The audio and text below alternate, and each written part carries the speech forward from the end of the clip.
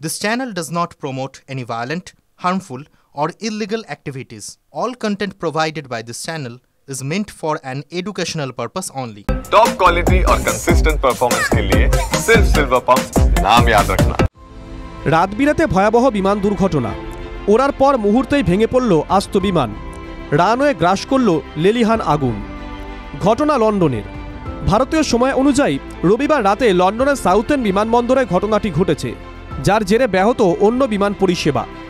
আগুন ছড়িয়েছে রানওয়েতে।